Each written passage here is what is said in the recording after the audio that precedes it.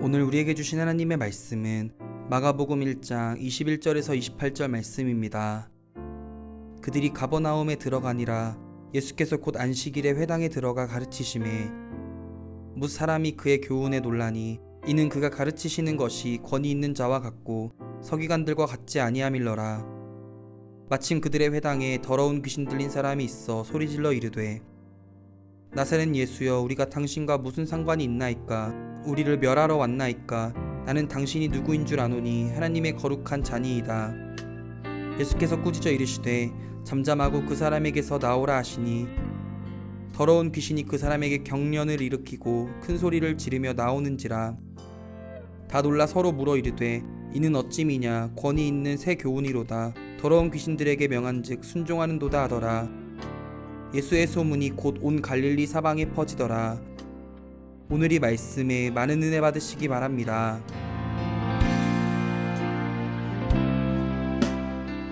오늘 저희가 읽은 21절은 이렇게 시작하죠. 그들이 가버나움에 들어가니라. 이 가버나움이라는 조그만 마을로 들어가셨습니다. 여기서는 예수님께서 뭘 하시냐면 예수께서 곧 안식일에 회당에 들어가 가르치시매. 이 앞에는 제자들을 부르시는 장면이 잠깐 등장하고요. 예수님께서 제자들을 부르신 다음에 행하시는 보통의 사람들을 위한 사역이 첫 번째는 뭐냐면 가르치신 것입니다. 이 예수님의 가르치심이 중요합니다. 21절에서 우리는 이렇게 질문할 수 있죠. 예수님은 회당에 들어가셔서 무엇을 하셨습니까? 대답할 수 있죠. 어떻게 대답할 수 있죠? 가르치셨습니다. 예수님 행하신 가장 중요한 사역의 첫 번째로 마가복음은 가르치셨습니다. 이렇게 쓰고 있습니다. 두 번째 질문을 우리가 할 수 있죠. 예수님이 가르치셨을 때 어떤 일이 일어났습니까? 22절 어떻게 되어 있죠? 뭇사람이 그의 교훈에 놀라니. 사람들이 예수님의 가르침에 놀랐다. 이게 대답이 될 수 있죠. 왜 놀랐을까요? 그럼 이렇게 질문할 수 있죠. 사람들이 놀란 이유는 무엇인가 하면 22절에 보면 정확하게 되어 있죠. 그가 가르치는 것이 권위 있는 자와 같고 서기관들과 같지 아니함이라. 두 가지 점 때문에 놀랐습니다. 첫 번째는 권위 있었기 때문에, 권위 있는 자와 같았기 때문에 놀랐습니다. 가르치셨는데 그 가르침이, 권위라는 건 뭔가요? 능력이 있었다는 거죠. 권세가 있었다는 거죠. 가르치심이 권세가 있었기 때문에 놀랐습니다. 또 하나는 뭔가요? 지금까지 늘 가르치던 사람들이 있었습니다. 서기관들입니다. 서기관들의 가르침과 같지 않았기 때문에 놀랐습니다. 권위라는 것은 가르침의 힘입니다. 아주 탁월한 교사가 가르치면 그 가르침에 힘이 있습니다. 듣는 사람들이 도전을 받습니다. 듣는 사람들이 그렇게 해보고 싶은 동기부여가 됩니다. 듣는 사람들에게 저게 맞다 동의하게 합니다. 이것이 가르치는 것의 파워, 능력입니다. 예수님께서 지금 예수님의 시대 가운데 똑같은 율법을 들어 가르치시는데, 구약의 성경을 들어 가르치시는데 그런 역사가 일어났다는 거죠. 우리가 그걸 말씀의 능력이라고 부르죠. 여러분이 아시는 대로 서기관은 말씀을 가지고 살아가는 사람들입니다. 율법의 학자들입니다. 토라 학자들입니다. 토라에는 두 가지가 있는데, 하나는 written law, 기록되어 있는 토라가 있고, 또 하나는 oral law, 구전되어지는 말로 해석하는 토라가 있습니다. 이 두 가지를 해석하고 이걸로 사람들을 가르치고 또 이들은 재판까지 했습니다. 서기관들이 하던 일입니다. 유대인의 계급 중에, 계층 중에 가장 특권 그룹 중에 하나입니다. 근데 예수님이 서기관들의 행태에 대해서 아주 계속해서 복음서에 정말 가시도 친 말로 비판하시죠. 어떤 문제가 서기관들에 있었나요? 마태복음 23장에 보면 서기관과 바리새인들과 예수님과의 논쟁, 예수님과의 갈등, 예수님과의 싸움이 있죠. 그때 얘기하십니다. 너희들에게 화가 있을 것이다. 서기관들과 바리새인들이요, 너희들은 천국 문을 사람들 앞에서 닫고 너희도 그 문에 들어가지 않고, 즉 하나님 나라의 문을 닫아놓은 다음에 그 문 앞에 서서 너희도 안 들어가고 다른 사람도 들어오지 못하게 한다. 굉장한 비판이죠. 즉 사람들이 천국 가는 걸 막고 있다는 것입니다. 서기관과 율법학자들, 이 바리새인들은 사람들이 천국에 가기 위해서 안내하는 사람이라고 자기들을 생각했는데, 자기들은 가이드라고 생각을 하고 있는데, 예수님은 너희들이 문을 닫았다, 그리고 문을 막고 있다, 이렇게 얘기하십니다. 그 이유가 무엇인가? 거기에 대해서 쭉 내려가면 23절에 이렇게 되어 있죠. 외식하는 서기관들과 바리새인들 너에게 화가 있을 것이다. 너희들은 헌금도 하고 또 봉사도 하고 하나님을 위하여 헌신하는 모든 것을 다 하는데 율법의 정의와 긍휼과 믿음을 버리고 있다. 이 분명한 얘기입니다. 마태복음 24장 23절에 보면 율법에 더 중요한 정의와 긍휼과 믿음을 버렸다고 도전합니다. 이 굉장히 중요한 비판이죠. 율법을 잘 지킨다고 지키고 있는데 율법의 알맹이를 버리고 있다는 거죠. 하나님의 의, 하나님의 사랑, 하나님을 향한 믿음. 이걸 버렸는데 무슨 너희들이 서기관이요 바리새인의 역할을 할 수 있겠느냐. 이 지적을 우리가 아주 분명하게 볼 수 있습니다. 어떤 문제를 계속해서 예수님은 지적하셨나요? 서기관들은 율법이 가지고 있는 형식을 중요했다는 거죠. 그래서 율법에 살아있는 정신이 아니라 죽어있는 조문, 죽어있는 글자에 매여 있었다는 거죠. 여러분, 종교는 형식이 물론 중요한 것입니다. 그러나 그 형식은 안에 있는 정신이 살아있을 때만 중요합니다. 정신을 죽이고 형식을 취하는 것은 같이 죽는 것입니다. 겉과 속은 균형 있게 세워져야 합니다. 결국 서기관들과 바리새인의 가르침의 결과는 어떤 것인가요? 사람들이 종교적인 사람들로 변했습니다. 아주 형식적인 사람들로 변했습니다. 우리가 경계하는 게 바로 그것이죠. 하나님 원하시는 것은 살아있는 영혼이요 살아있는 정신입니다. 저는 우리 교회가 계속해서 십자가의 정신을 살리고 영혼을 살리는 일 가운데 더 집중하는 교회가 되기를 원합니다. 지금 예수님의 가르침에 대해서 우리는 여러 가지를 배울 수 있습니다. 오늘의 주제로 들어가서 우리가 기도할 제목을 좀 붙여왔으면 좋겠습니다. 저는 이렇게 질문 드리고 싶습니다. 예수님이 이 땅에 오신 이유는 어떤 것입니까? 여러 가지 답할 수 있죠. 오늘 우리가 함께 본 마가복음 1장 21절로부터 28절은 예수님이 가르치시기 위해서 오셨다, 아주 분명하게 얘기합니다. 예수님은 이 땅 가운데 우리에게 가르침을 주기 위해서 오신 거죠. 이 가르치심을 우리는 진리라고 부릅니다. 예수님께서는 우리를 진리로 인도하시기 위해서 이 땅에 오셨다는 거죠.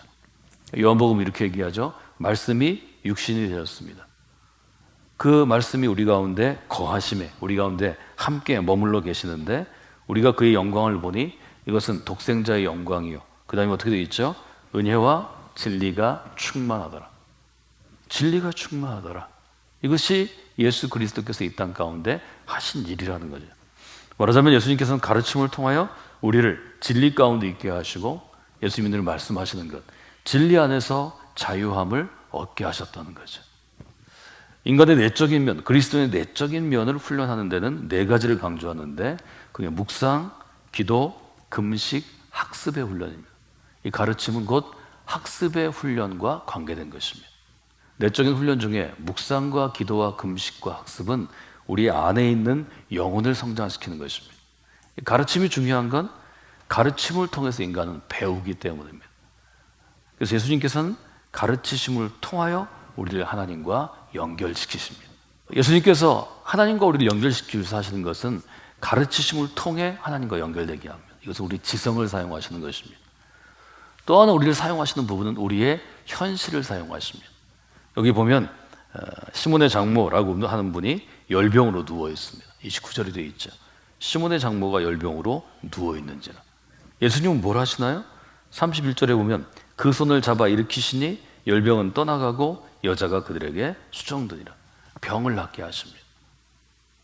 병에 있는 사람에게 병을 낫게 하시는 걸, 이걸 우리가 뭐라고 볼 수 있나요? 위기 가운데 있는 인간을 예수님께서 구원해 주신 것입니다. 구해 주신 것입니다. 많은 사람들이 예수님을 믿는 방법에는 이 두 가지가 있습니다. 많은 사람들이 하나님에 대한 신앙을 갖는 방법에도 이 두 가지가 있습니다. 하나는 배우는 것을 통해 탁월한 권위 있고 능력 있는 가르침을 통해서 하나님을 받아들일 수 있습니다. 하나님의 사람이 됩니다. 이것은 가르침과 학습을 통해서 이루어지는 것입니다. 굉장히 중요한 것입니다. 이것만으로는 신앙이 유지되지 않습니다. 오로지 가르치고 배우고 지성적으로 신앙생활을 하는 사람들은 뭘 체험하지 못하냐면 하나님의 살아계신 능력을 체험하는데 부족해서 좀 균형을 잃은 신앙이 됩니다. 우리가 온전한 신앙을 가지려면 또 하나의 축이 있는데 그것은 어떤 기둥인가 하면 삶의 위기, 삶의 문제를 그리스도를 통해서 해결함으로 얻어지는 하나님 체험입니다. 이 두 가지는 다 중요합니다. 이 두 가지가 균형을 이루는 사람이 정말 좋은 그리스도인으로 교회 안에서 섬김의 역할을 감당할 수 있습니다. 가르침으로만 세워진 사람들은 가르침이 깊어질수록 가르치려고만 하고 배우지 않습니다. 유대인이 거기에 빠지죠. 서기관이 빠진 함정입니다. 바리새인이 빠진 함정입니다.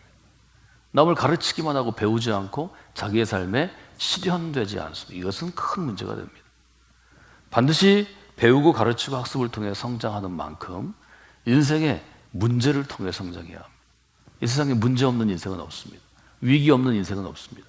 하나님은 우리가 예수님 잘 믿는데 신앙생활 잘하려고 그러는데 이토록 하나님을 향하여 나의 삶의 시간과 에너지와 정성과 물질을 드리는데 왜 이런 문제가 계속 나한테 있을까요?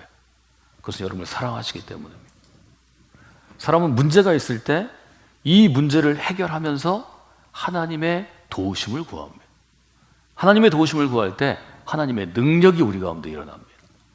하나님의 우리 능력을 체험할 때 우리는 예수 그리스도께서 왜 메시아가 되시는지, 왜 예수님께서 우리의 구원자가 되시는지를 알게 됩니다. 이때 신앙이 단단해집니다.